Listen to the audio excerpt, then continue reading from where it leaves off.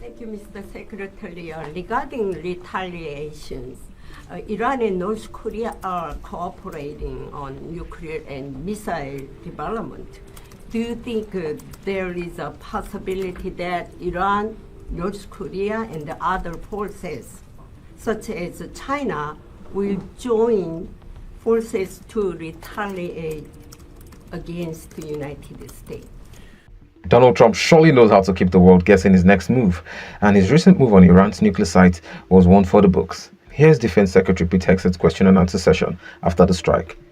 Well, unfortunately, because of the policies under the previous administration, we drove those countries together, and ultimately that creates a challenging environment. For this particular operation, the focus is on Iran and Iranian nuclear capabilities. That's our focus here, is to not just say that they can't have, but President Trump has said from over 20 years, frankly, Iran cannot have a nuclear weapon. And ultimately, he decided this is the moment, given their stonewalling, when direct military action had to be taken to prevent that from happening. Yes?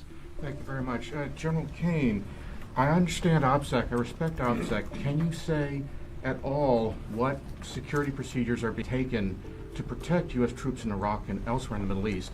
And Secretary Hegseth, as a global war on terrorism veteran, what do you say to veterans who may be concerned the U.S. is getting into another open-ended war in the Middle East over weapons of mass destruction? As the President has directed and made clear, this is most certainly not open-ended. It doesn't mean it limits our ability to respond. We will respond if necessary. The most powerful military in the world is postured and prepared to defend our people.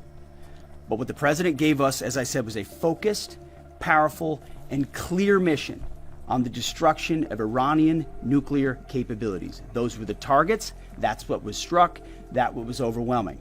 That's what was overwhelming. That's what the Iranian regime needs to understand, as the President put out last night. He wants peace. There needs to be a negotiated settlement here. We ultimately demonstrated that Iran cannot have a nuclear capability. That is a very clear mission set on this operation. Apparently, the whole world is watching, and we can see that Donald Trump loves to match words with action. But then one concern raised has been regarding Iran's ties with China, North Korea, and Russia. And these are genuine concerns, but here's the thing. President Trump would sit back and watch impending danger happen by letting Iran develop their nuclear weapons to full scale. And now I get that a lot of congressmen on the left have stated that Russia and North Korea also have nukes. I totally agree, but here's one key difference. Unlike North Korea and Russia, the supreme leader of Iran clearly stated his intention to launch their nukes against Israel upon its completion, and that's a chance President Trump couldn't take.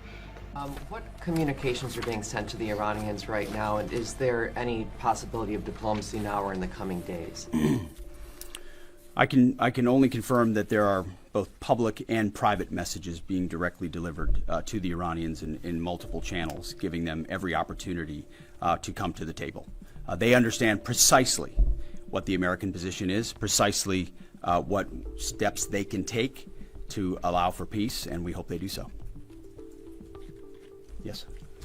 The president may not want an open-ended conflict. The Iranians may disagree. Are you prepared for a protracted war? Well, anything can happen in conflict, we acknowledge that, but the scope of this was intentionally limited. That's the message that we're sending. With the capabilities of the American military nearly unlimited. So Iran, in that sense, has a choice. But we've made it very clear to them, this is nuclear sites, this is nuclear capabilities, this is the line that the president set, and we set that back. Now is the time to come forward for peace. But the scope and scale of what occurred last night would take the breath away of almost any American if you had an opportunity to watch it in real time. And I think Tehran is certainly calculating the reality that planes flew from the middle of America and Missouri overnight, completely undetected over 3 of their most highly sensitive sites, and we were able to destroy nuclear capabilities, and our boys in those bombers are on their way home right now. We believe that'll have a clear psychological impact on how they view the future, and we certainly hope they take the path of negotiated peace. But thank you, Mr. Secretary. Concerning the justification for these strikes, in March, the Office of the Director of National Intelligence released their threat assessment, concluding, quote, Iran is not building a nuclear weapon. and Khomeini has not authorized the nuclear programs he suspended in 2003, unquote. So what new intelligence does the U.S. have since then that the Iranians have changed their position on nuclear weapons? And does this new intelligence come from U.S. sources and methods, or are we getting this information from other countries? Well, I would just simply say that the president's made it very clear. He's looked at all of this, all of the intelligence, all of the information, and come to the conclusion that the Iranian nuclear program is a threat, and was willing to take this precision operation to neutralize that threat in order to advance American national interests, reduce the Iranian nuclear program, and obviously collective self-defense of ourselves and our allies. So he looked at all of it, understood the nature of the threat, and took bold action I think the American people would expect in a commander-in-chief. That's all we've got. Thank you very much. Appreciate it. I particularly think that the last question was a silly one, and here's why. No one fights a war without concrete intelligence reports. I mean, if there were no concrete intelligence reports, like how would America even know the exact locations to strike?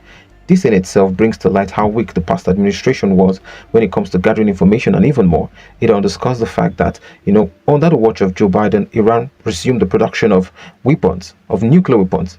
Well, there's a reason America has always acted as the police of the world, and we must be thankful to President Donald Trump for stepping up to plate. Now, folks, let me know what you all think in the comment section, and please don't forget to like, share, comment, subscribe, and turn on your post notification bell. Until our next clip, please keep staying sensible. Peace out, fam.